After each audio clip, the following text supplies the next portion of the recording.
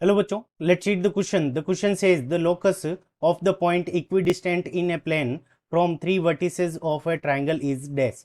ठीक है बच्चों, यानी ट्राइंगल के तीनों वर्टिसेस, तो ये हमारा ट्राइंगल हो जाएगा ए, बी एंड सी. इन तीनों वर्टिसेस से इक्विडिस्टेंट जो पॉइंट होगा उसका लोकस क्या होगा. ठीक है बच्चों. इस क्वेश्चन को करने के लिए हम क्या करेंगे, की कंसेप्ट अप्लाई करेंगे. की कंसेप्ट. और की कंसेप्ट के अंदर हम क्या देखेंगे कि हमारी लोकस की डेफिनेशन क्या होती है. तो सबसे पहले locus is a set of points. Locus is a set of points which satisfies given condition.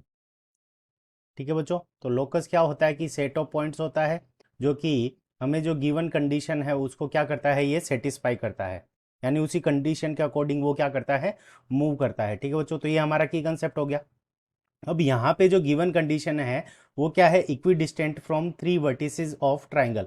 तो ट्राइंगल के तीनों वर्टिसेस से इक्वल डिस्टेंस. तो अगर हम इन दोनों दोनों वर्टिसेस की बात करें, बी और सी की अगर हम बात कर लें, तो इन दोनों वर्टिसेस से जो इक्वल डिस्टेंट पॉइंट होगा वो क्या होगा, इन दोनों पॉइंट्स को मिलाने वाली लाइन के परपेंडिकुलर बाइसेक्टर होगा. यानी ए डी जो परपेंडिकुलर बाइसेक्टर होगा, इसके ऊपर जो भी पॉइंट है वो ए, बी और सी से इक्वल डिस्टेंस पर है.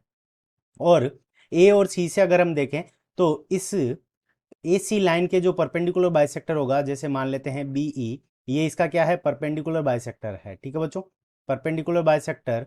तो परपेंडिकुलर बाइसेक्टर जो होगा वो क्या होगा, इस बी ई लाइन के ऊपर जो भी पॉइंट होगा वो ए पॉइंट से और सी पॉइंट से इक्वल डिस्टेंस पर होगा. तो जहां पे ये तीनों परपेंडिकुलर बाइसेक्टर मीट करते हैं उस पॉइंट को हम क्या नाम दे देते हैं, तो हमने नाम दे दिया जैसे ओ. तो ये जो पॉइंट होगा वो तीनों पॉइंट से, सर्कल के तीनों, सॉरी, ट्राइंगल के तीनों वर्टिसेस से इक्वल डिस्टेंस पर होगा. और ट्राइंगल से तीनों वर्टिसेस से जो इक्वल डिस्टेंस पर जो हमारा पॉइंट होता है उसको हम कहते हैं सरकम सेंटर. ठीक है बच्चों, तो सरकम सेंटर जो हमारा होता है वो ट्राइंगल के तीनों वर्टिसेस से क्या होता है, इक्वल डिस्टेंस पर होता है. और सरकम सेंटर की जो डेफिनेशन होती है वो क्या होती है, इंटरसेक्टिंग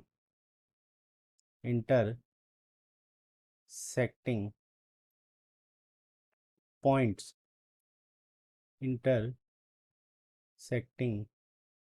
पॉइंट ऑफ परपेंडिकुलर